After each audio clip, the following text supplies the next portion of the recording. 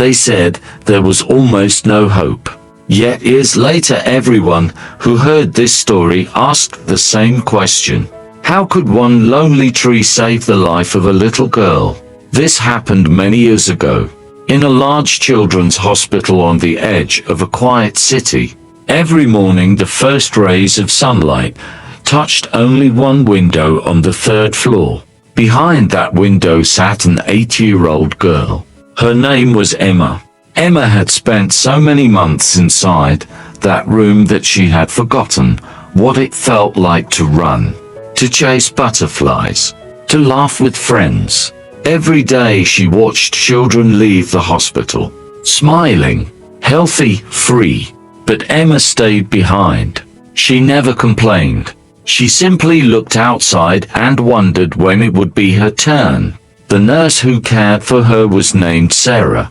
She never entered the room without a smile, even on days when she herself felt exhausted. One cold afternoon, Emma asked the question Sarah had feared for months. Will I ever go home? Sarah remained silent for only a moment. Then she gently walked to the window. Outside stood an old acacia tree. Its branches were bare, twisted by countless winters. Sarah smiled softly. Do you see that tree? Emma nodded. Sarah whispered, some trees take longer to bloom. But when this tree becomes green again, I believe you'll be strong enough to go home to. Emma looked at the silent tree.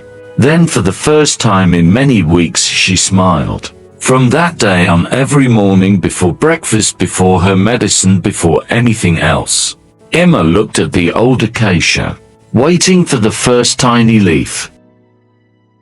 Winter slowly faded away. The cold winds became softer. Snow disappeared little by little. Every day Emma searched the branches for the smallest sign of life. Maybe, she whispered, tomorrow. But tomorrow came and nothing changed. One morning Sarah found Emma smiling at the window. Good morning, Emma said quietly. I already told the tree to wake up. Sarah laughed gently. And what did it say? Emma looked outside again. Nothing. But I think it heard me. From that day it became their little ritual. Every morning Emma greeted the old tree. Every evening she whispered good night. She believed the tree was waiting just like she was. Weeks passed. The gardens around the hospital slowly filled with color. Tiny flowers opened. Fresh green grass covered the ground. Birds returned. Children laughed outside. But the old acacia remained silent, a dry, bare, motionless. Then one afternoon Sarah entered Emma's room carrying a small travel bag. She knelt beside the bed. Emma, she said softly, tomorrow I'll begin working at another hospital. Emma's smile slowly faded. Who's going to watch the tree with me? Sarah gently hugged her. Someone else will take care of you. And one day when the tree blooms, I know you'll finally go home. Emma nodded. But after Sarah left, the room felt quieter than ever before. She turned toward the window. The old acacia still stood there exactly the same, waiting, just like Emma. The next morning a new nurse arrived. Her name was Maria. She was kind and caring, but she didn't know about the promise Sarah had made. Emma still spent every morning beside the window, watching, waiting, hoping. One afternoon she quietly asked, Miss Maria, why hasn't the acacia tree grown any leaves? Maria looked through the window. She studied the old tree for a few seconds. Then she answered without thinking, that tree, I think it's dead. Sometimes old trees never bloom again. The room became completely silent. Emma didn't say a single word. She slowly turned away from the window. That night she refused to eat. The next morning she didn't look outside. She pulled the blanket over her face. When Maria asked her to take a walk, Emma whispered, no, if the tree will never bloom, then I'll never go home. Maria froze. Only then did she realize what her careless words had done. The doctor noticed Emma growing weaker every day. Her medicine hadn't changed, but something else had.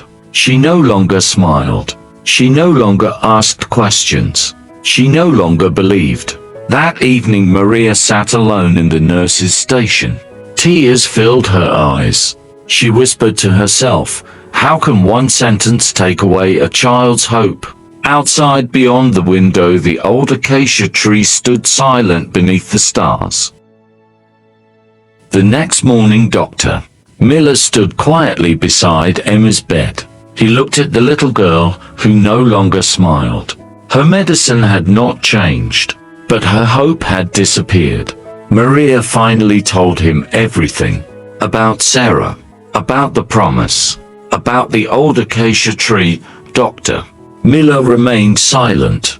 Then he said softly, medicine can heal the body, but hope gives the body a reason to fight. That night the hospital became unusually quiet. The lights slowly disappeared one by one.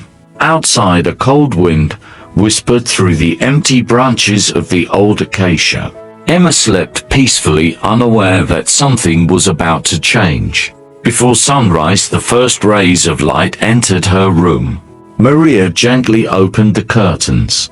Good morning, she whispered. Emma slowly opened her eyes. Almost without thinking, she turned toward the window. Then she froze. The old acacia was no longer gray. Its branches were covered with fresh green leaves and delicate white blossoms, shining beneath the morning sun. Emma couldn't believe her eyes. Tears slowly filled them. A smile returned to her face. I knew, she whispered. You didn't forget me. From that day everything slowly changed. She ate. She laughed. She walked farther every day. Week after week her strength returned. And finally the day arrived.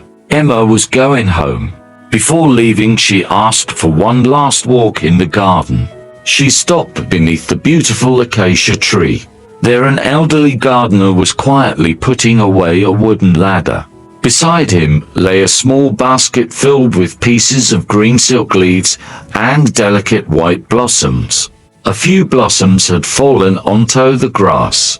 Emma looked at the basket, then at the tree, then into the old man's eyes. Suddenly she understood.